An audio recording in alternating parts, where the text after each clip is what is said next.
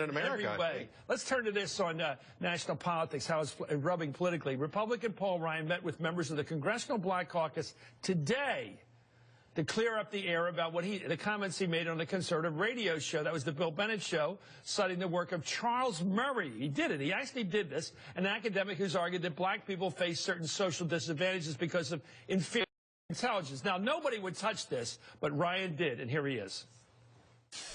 Your buddy Charles Murray or Bob Putnam over at Harvard, those guys have written books on this, which is we have got this tailspin of culture in our inner cities in particular of men not working and just generations of men not even thinking about working or learning the value and the culture of work. And so there's a real culture problem here that has to be dealt with. Well, on Sunday, BuzzFeed published an interview where Congressman Ryan basically pleaded ignorance here. He said, quote, "It doesn't even occur to me that it could come across as a racial statement, what he just said there." But that's not the case, apparently. What I learned is that there's a whole language and history that people are very sensitive to, understandably so. We just have to better understand, you know. We'll be a little clumsy, but it's with the right intentions behind. Now, that's nonsense. Basically, I mean, I'm not saying he's an evil man or anything, but Ryan is saying we don't need all these welfare programs because these people are a bunch of bums. I mean, that's what he's basically saying. You know, if he's the intellectual brightest light of the Republican and he's Charles Party, Murray. Who's Charles Murray?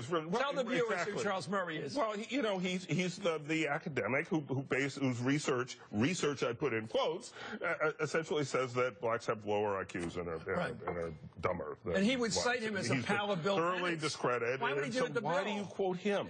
You know, and if you don't know enough not to quote him, then you're not a very bright intellectual light. Why don't we bring him back? We can bring him. You know, this guy has stepped in. You know, there is more recent work that I think Murray has been involved in which Murray got the idea and so broadened his research to talk about white lower class and working class people as well, to try to make a point about where the society is heading. So, you know, but not genetic arguments. Yeah, but you know, some people learn, some people don't. Okay, this thing about, you know, I don't like anybody that says Paul Ryan's, you know, racist terms thrown around way too much sometimes, but policy differences. But they're basically saying the reason we're cutting welfare, whatever we're cutting, school lunch programs, whatever we want to cut, we can pull back and say, well, that isn't the problem. Their problem isn't being denied those programs. Their problem is basic bad behavior at home. Well, the couple things. First of all, he doesn't have the breadth of vision culturally to really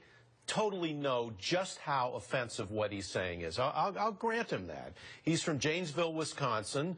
He's a guy who loves studying budget numbers. He's now making a tour of America to introduce himself to the bro. I mean, that's what he's doing. Right? But doesn't he even listen to what Cosby's saying? The problem, the big problem is that the numbers don't lie. And if you look at Paul Ryan's budget proposal, he whacks away at every program, at every funding program, and everything designed to try to help the problems he claims he wants to address. The column I wrote about Ryan wasn't, you know, is he racist, is he not racist? It's that he kept saying culture, culture, culture, culture of the inner city. That's a very lazy argument. It's a lazy shorthand for a bunch of mush, basically, in my opinion. This cultural hypothesis that culture explains everything. The reason, you know, what's the #1 problem that most poor people have? They don't have enough money. They don't, you know, they don't have a job. Culture, and they don't have good housing. And also, culture in America is having a job. Yes. Okay. So the business of translate it that way, but it's a very, very lazy argument. Thank you. And let me just go back to my simplest replica of history. The old neighborhood I lived in North Philly, which was once Irish, is now black.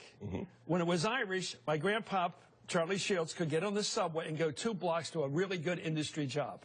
There used to, it's the deindustrialization of the big city, the destruction of all blue-collar jobs in the inner city area where blacks live now today in many cases. They don't have the jobs our crowd had 2 generations ago. Exactly. And that's really the horror and the reason these kids' only business model that's looming in front of them is trouble. And that's the problem. Anyway, thank you, Gene Robinson, and thank you, Howard.